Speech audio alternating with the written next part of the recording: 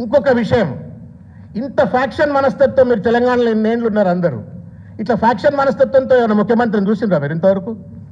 అందరం దాదాపు 40-50 ఏళ్లకు వచ్చినాం.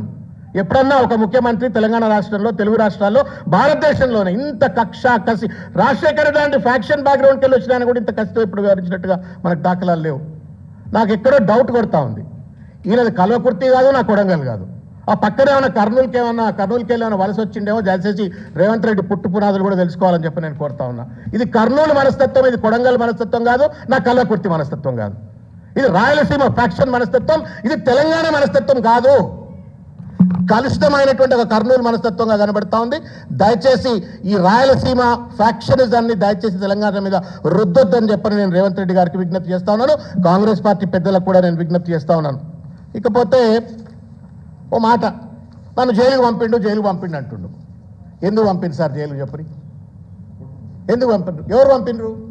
కోర్టు పంపిండ్రు. మా వివేక్ గారు అంటున్నారు కోర్టు పంపిండ్రు. కోర్టు ఆయన ఎందుకు పంపింది చెప్పరి? నువ్వేమన్నా శుద్ధపూసవా? గురి కింద నలుపుదల ఉన్నట్టు మాట్లాడుతుండ్రు రేవంత్ రెడ్డి.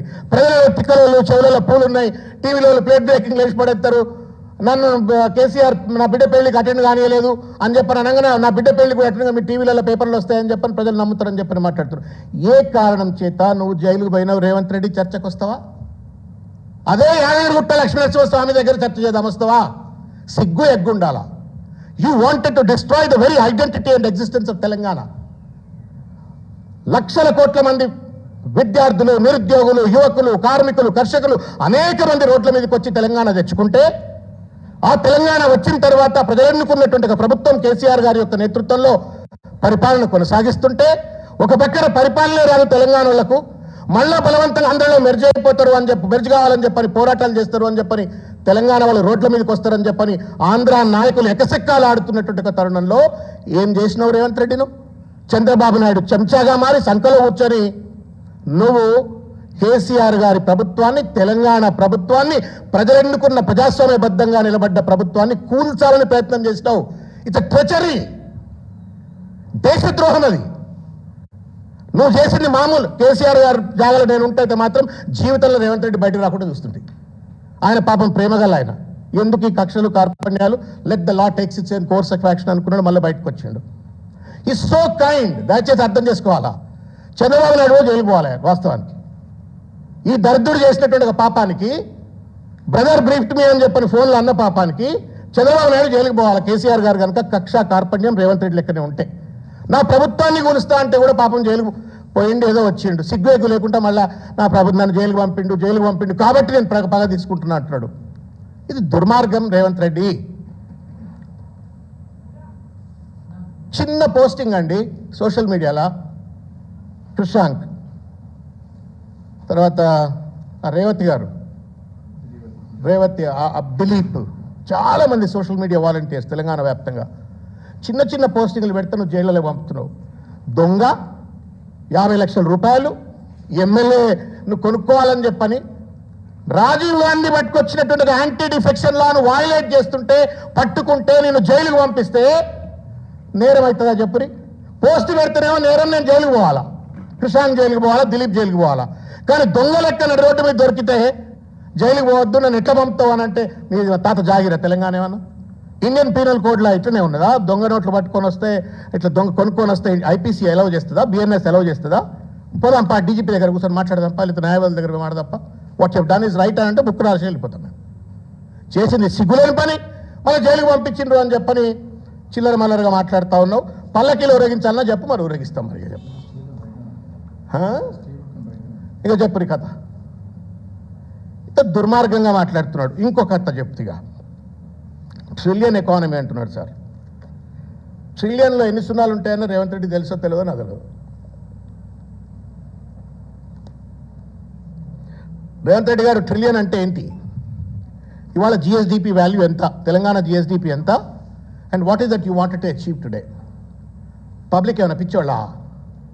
చెప్పేటోళ్ళకి సిగ్గు లేకపోయినా ఎన్నిటోళ్ళకి అయితే సిగ్గు ఉంటుంది కదా. మా చెవులలో పూలు ఉన్నాయా? 10 ఏళ్ళటైనా అధికారంలోకి ఇస్తే ఈ will make it into $1 trillion economy. అంటే ఏంటి? 8,30,00,000. ఎట్లా? ఎంత ఎంత అన్యాయం మాట్లాడండి ఇవి. ఒక పక్కన ఇవాళ కాగ్ రిపోర్ట్ ఏం చెప్తా ఉంది అంటే ఇదే పోయిన సంవత్సరం 24-25కు ఏప్రిల్ నెలలో revenue receipts were about 11,818 crores.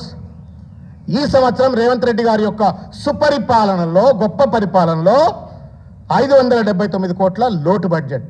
జీతాలు ఇవ్వడానికి పైసలు లేవు, రైతు భరోసాకు పైసలు లేవు, పూర్తి స్థాయి రుణమాఫీ చేయడానికి పైసలు లేవు, పూర్తి స్థాయి గ్యాస్ సిలిండర్ పథకాన్ని అమలు చేయడానికి పైసలు లేవు, పూర్తి స్థాయి పెన్షన్ అమలు చేయడానికి పైసలు లేవు, దేనికి పైసలు లేవు.